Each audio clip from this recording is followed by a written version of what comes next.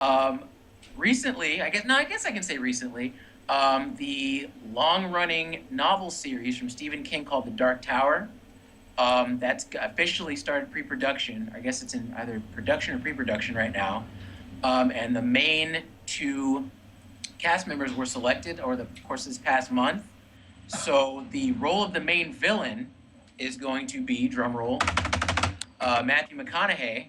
He's going to play the Man in Black. For those who know the franchise, he's going to be the main villain, and playing the main character of Roland is going to be Idris Elba, who, which people are really excited, and I can see why that could be potentially controversial because for those who haven't read the series, one, shame on you. Two, the main character, Roland, in that series is a Caucasian fellow, and he's this dark, brooding gunslinger. And I feel like, I was talking about this also briefly before the show, that the reason that Idris Elba got that role is because he can do this low, raspy voice. If you've seen him on Luther, he can be a sad, brooding, depressed character. You've seen him do, and he does it well. Like you are convinced that this guy is like on the brink of a breakdown. So I think the casting choice is excellent. Matthew McConaughey, everybody knows who he is. Those who follow good acting or good actors knows who Idris Elba is. They know his pedigree. They know his standing. So it will be interesting. And just The Dark Tower itself, it's a monumental series. It's already one of my favorites. I'm only on book 2, so I got to catch up to you, Geisha, and finish the series. And someone needs to hit us up and let us know if The Dark Tower, the toy, has anything to do with Dark Tower. Oh, right. I found it. So really, remember that? Oh, snap. Is that an RPG, tabletop RPG? It was one of the first, right, guys? Like I said, that game, I remember when I was a kid, my uncles used to play it. That game was before its time, man. Yeah. Holy. And notice that, okay, Seven, hold that shot for us right there. It's funny, we got into this, we did a little bit of digging. So the Dark Tower board game, which was created by Milton Bradley, it was made in 1981, right? Stephen King made the first volume of The Dark Tower, the novel, in 1982. Just throwing that out there, somebody bit somebody's style, just on the grounds that the tower from the board game looks very much like... noticeably similar to the one in the novel. Not throwing stones, but that's just a curious little correlation that we're able to find, guys. So yeah, what else do we got? We went from Dark Tower to, more movie news. This may come as a bit of a... Wait, sorry. Oh, this Thor. Oh, well, that's not what I was going to talk about. But yeah, Thor Ragnarok. That one's going to be a curious one because apparently the Hulk is going to co-star alongside Thor in that one. Oh. Yeah. Okay. Now we were saying, I want to say as early as maybe 6 months ago, maybe, that the future I feel for some of these Marvel films, because we're all talking about the Infinity War, how that's like the apex film in the franchise, and after that it's going to be a little hard to conceptualize something being better than that. Like, what's going to be the next string of films? The only alternative I think would be, or one of the only alternatives, not the only, is you do crossover movies where you have pre-established characters from the other films, and they're in other films together. Like Thor and Hulk are going to make up Ragnarok. You could have Captain America and Iron Man be in another movie with a set of other characters. I'll get on that in a second. So you guys are also talking about the rumor that, I don't think it's true, but that Jessica Jones, Luke Cage, Iron Fist, and Daredevil are going to get feature films. I don't see that. That could be a thing, but I really don't think if they have 13 episodes to work with, which are about an hour a piece, why they would relegate themselves to just like an hour and a half, 2-hour movie. Yeah. It just doesn't make much sense for solo films as well when they have an entire series to do that. So that was a rumor that I heard. I don't think that's a thing. But yeah, man, Infinity War should be like, I consider it to be like the final film in the franchise, just because I can't conceive them doing anything more after that. What did you guys think about that? You mean like just with Thor's storyline particularly, or because like everything's supposed to lead up for that whole gauntlet? Yeah, the Marvel Cinematic Universe in general is more or less what I'm asking you guys. Like, after Infinity War, I know they have Inhumans planned, but what else? How do you top that? The universe ending itself. It's like the same problem they have in Doctor Who. where it's like every other week the universe is about to end, and when it stops, they have to almost reset to planet Earth and start with a small problem and then work outward from there. As a writer, it makes sense, but it can get old. Fans are going to get tired eventually. Yeah, I mean, He had everybody. It had, I mean, everybody. Silver Surfer, Galactus, Time, all those. Yeah, it's like at the apex, man. I mean, Yeah. The pinnacle. Yeah, And a little added tidbit to that, cast-wise, I'm hearing that the cast is going to be for Infinity War upwards of 60-something characters, 68. yes, you're supposed to have like 63 characters. Yeah. Yeah, and I'm like, there's no way all the characters can get screen time. People are going to have to die off. Like, that's going to be the finale movie, in my opinion. I mean, depending on how they do Civil War, you might even have some characters die off. Like, oh, they better kill off some characters. Right. They really do a real Civil War movie. That was my whole. I've been speculating how they're going to do it because people are going to be butthurt, and I might be one of them depending on how they write the script. So like, I'm just preparing myself for the worst. But when you have movies that have multi-cast like this, like anything can happen. Mm-hmm. We have no idea truly like what the people who did the screenwriting, like what their main goal is. And I think that's the most important thing, because if they have a mock-up of where they want all the dots to connect to, but they have major plot holes, they're going to leave room for like fallout. Like, you need to make sure everything is tight when you have like these many people on screen. So far they've been doing it, but the whole goal is getting bigger and bigger and bigger. So hopefully they have a good team of writers who have made something solid to like fall down. Yeah, and does this mean anything for the X-Men, as you were saying before? You said that they won't try to. They can't. Oh, yeah, that's actually. I'm glad you brought that up. The X-Men, considering that they're owned by Fox right now, they won't show up in Civil War, obviously. But for a lot of the fans that do know the storyline of Civil War in the comics, it already can't be like the comics in the film. Yeah. One, I want to say like 60 to 75% of Civil War involved characters that Marvel movies don't have access to. Yep. So we're already, like, for the most part, everyone's going in blind for this next film, for Civil War. And it's already kind of, we can tell that because in the comics, I explained this to Charles, he knew what was up. In the comics, it was a team of young superheroes who got into a fight in public.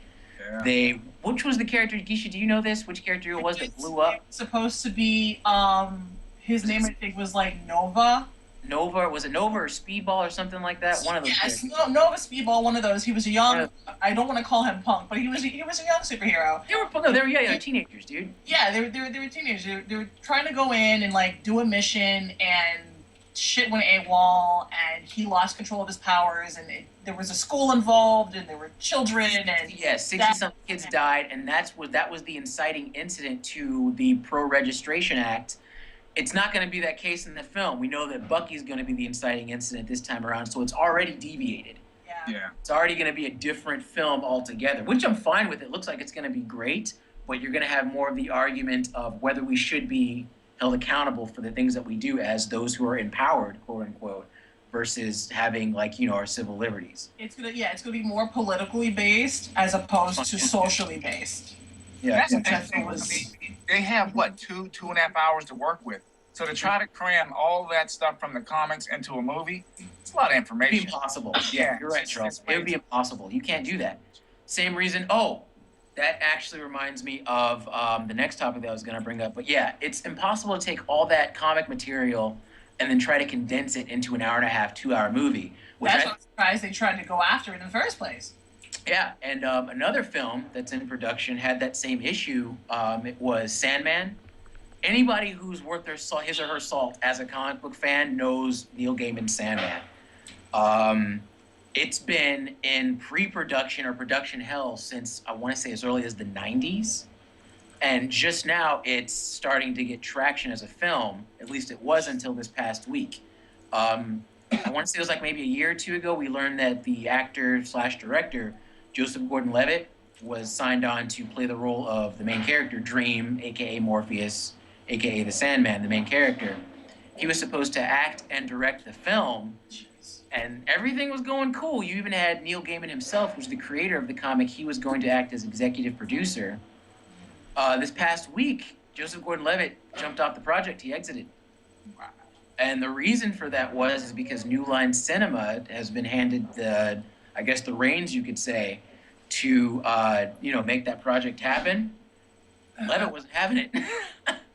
No, Levitt it's was kind of like, giving yeah. it to Lionsgate would have been an even worse choice.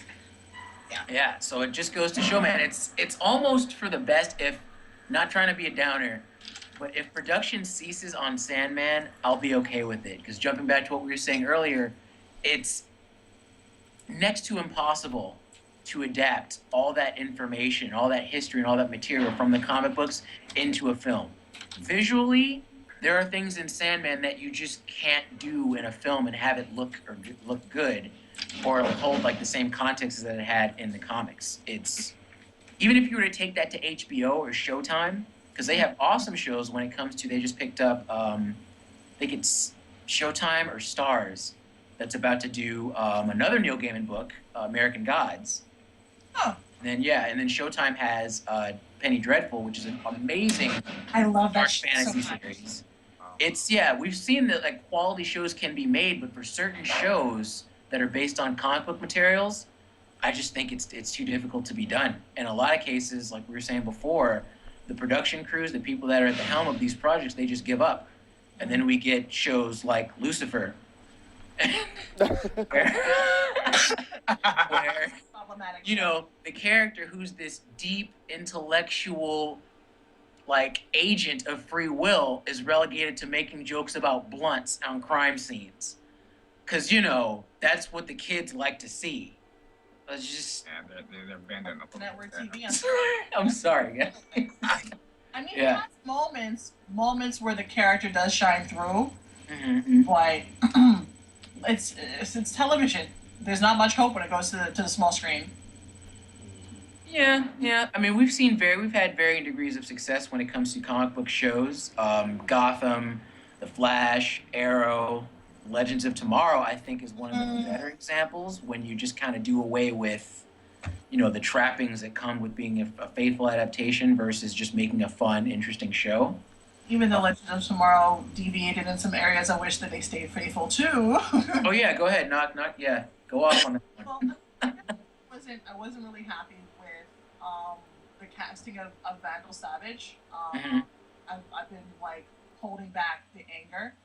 I feel that they could have gone in a different direction, even if they had casted someone that was similar to like Dominic Purcell.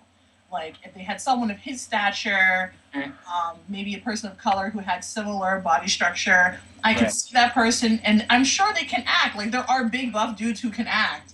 They just had to bother to find who could engage that. So I'm Yeah. watching the show and I'm losing out on a lot of it because I'm not impressed and I'm not intimidated by the main villain of this Right. series. Yeah, I had a similar grievance with that. He's grown on me over the last few episodes, but when I first saw him in, I think it was Arrow that he came in first, wasn't it? Yeah. Arrow the Flash, one of those. He just struck me as like a one-off villain of the week, and not a leading villain at all. He just didn't strike me as like the. Oh, he did show up in Flash. Yeah. Yeah. He showed up first in Flash, and he seemed a little, I don't want to say silly, but he wasn't selling it for me as Vandal No, Savage. he So wasn't. we'll see. They may change some things up. It's still fairly early in the game for Legends. But yeah. But also, if you notice, if you check out that first episode, or I think it was a two-parter that he appeared, but if you notice even how the script and how it was directed, they didn't stay consistent. If you watch it again, you'll realize that he was a little darker, then he tried to be funny, and then he tried to... Savage is never supposed to be funny. Nah. There wasn't like a straightforward direction. Yeah. It's like trying to make Batman smile and be poignant. You can't do it. Yeah. Alrighty, well, that is the time that we have for today, guys. And Aw, So Man. much more. I know, we gotta make them want more. Come back. Live. Y'all. All right, again, thanks, Geisha V. Thank you, Drew. Charles, always. Thank you. My pleasure. Cool. 7, you're watching Eclecticka. And check us out live. And you guys could tweet us and ask us questions and all that other good stuff. Just go to sevnetwork.com. All the links are there. And we'll catch you next week. Hey. Peace.